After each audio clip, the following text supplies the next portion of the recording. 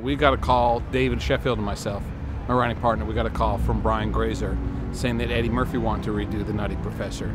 And we'd known Eddie for years from Saturday Night Live, and he'd always talked about redoing The Nutty Professor. And he asked us if we'd be interested, and I looked at the film again, and I said, well, what's Eddie going to play? Is he going to play a Goofy with the teeth and all that stuff? Because that doesn't seem like something he'd want to do. And he said, no, Eddie has a really interesting way of doing it. And then we met with him, and he said, I want to do it with a guy who's heavy, and that despite, no matter, he's bright, intelligent, and sweet, and despite that, all people see is his weight. And he wanted to show the prejudice people sometimes get when they're overweight. And he thought, I said, and then I went, well, that's a really good idea. That's something different, so let's do it. The hardest thing that we did was probably the dinner scene, which is one of the funnier moments in the movie, only because Eddie played all 5 of the family parts. So in order to do it, we did each character one day at a time, and he shot the whole thing like on a green screen and talked to tennis balls.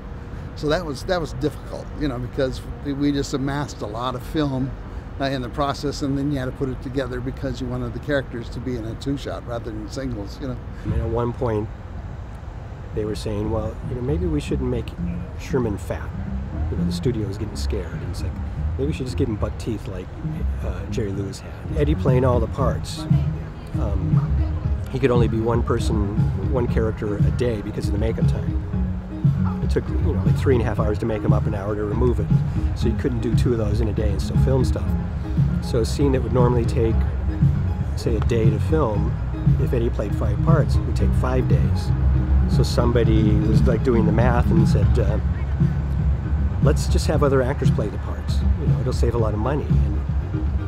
And when I heard this, I knew that they were making a big mistake, and I tried to save them from themselves. I called Eddie and said, we gotta do makeups and show them.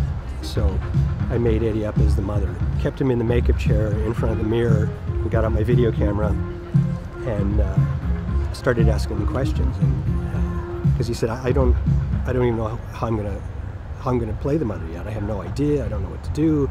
You know, I'm not really ready to be videotaped. You know, and it's like, well, tell me about your son Sherman. That's all it takes to get Eddie started. You know, and he would try different voices and see which seemed like the right thing to come out of that face. And got some hysterical footage, and then a couple days later we made him up as the grandmother, and he knew how he was going to play that.